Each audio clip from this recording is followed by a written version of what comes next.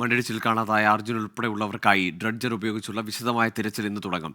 ജില്ലാ കളക്ടറുടെ നിർദ്ദേശപ്രകാരം ഇന്നലെ പ്രാഥമിക തിരച്ചിൽ ആരംഭിച്ചിരുന്നു. നാവികസേനയുടെ പരിശോധനയിൽ അടയാളപ്പെടുത്തിയ സ്പോട്ടിലെ മണ്ണും കല്ലുകളുമായിരിക്കും ഡ്രഡ്ജർ ഉപയോഗിച്ച് ആദ്യം നീക്കുക.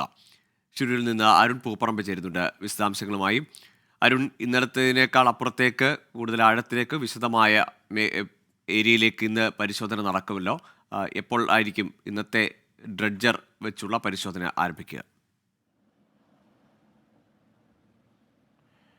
ഗോകുൽ, ഇന്ന് 8 മണിയോടെ തന്നെ തെരച്ചിൽ ആരംഭിക്കും എന്നതാണ് നമുക്ക് ഇപ്പോൾ ലഭിക്കുന്ന വിവരം. അതിനുവേണ്ടിയുള്ള സജ്ജീകരണങ്ങളെല്ലാം ഇവിടെ തയ്യാറായിട്ടുണ്ട്. നമുക്ക് ദൃശ്യങ്ങളിൽ കാണാം.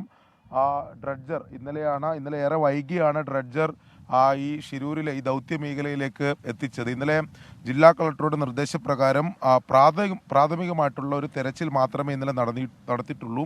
ഏകദേശം ഒരു 45 മിനിറ്റ് മാത്രമാണ് തെരച്ചിൽ നടത്തിയത്. അതും നേരത്തെ നാവികസേനയെ അടയാളപ്പെടുത്തിയിട്ടുള്ള സ്ഥലത്ത് തന്നെയാണ് തെരച്ചിൽ നടത്തിയത്. ആ സ്പോട്ട് കേന്ദ്രീകരിച്ചുകൊണ്ടായിരിക്കും ഇന്നത്തെ വിശദമായിട്ടുള്ള തെരച്ചിൽ ഉണ്ടാവുക. കാരണം നേരത്തെ തന്നെ അവിടുന്ന് ഈ ലോറിയുടെ പാർട്സും ചില കയറിൻ്റെ ഭാഗങ്ങളൊക്കെ കണ്ടെത്തിയിരുന്നു. ഇന്നലെ പ്രാഥമികമായിട്ടുള്ള തെരച്ചിൽ നടത്തുമ്പോഴും അവിടെ നിന്ന് ഒരു ലോഹഭാഗവും ഒരു കയറും കണ്ടെത്തിയിട്ടുണ്ട്. അതുകൊണ്ട് തന്നെ ആ സ്പോട്ട് കേന്ദ്രീകരിച്ചുകൊണ്ട് തന്നെയായിരിക്കും ഇന്ന് ഈ മണ്ണ് നീക്കം ചെയ്തുകൊണ്ടുള്ള വിശദമായിട്ടുള്ള തെരച്ചിൽ നടക്കുക. ഈശ്വർ മാൽപ്പെ ഉൾപ്പെടെയുള്ള സംഘം ഈശ്വർ മാൽപ്പെ ഇന്ന് ഈ തെരച്ചിലിൻ്റെ ഭാഗമാകും. അതായത് ഡ്രഡ്ജിങ് സംഘത്തിനൊപ്പം ഈശ്വർ മാൽപ്പയും പുഴയിലിറങ്ങി പരിശോധന നടത്തും എന്നതാണ് അദ്ദേഹം അല്പസമയം നമ്മോട് പ്രതികരിച്ചത്. ജില്ലാ ഭരണകൂടം അതുമായി ബന്ധപ്പെട്ട അനുമതി നൽകിയിട്ടുമുണ്ട്.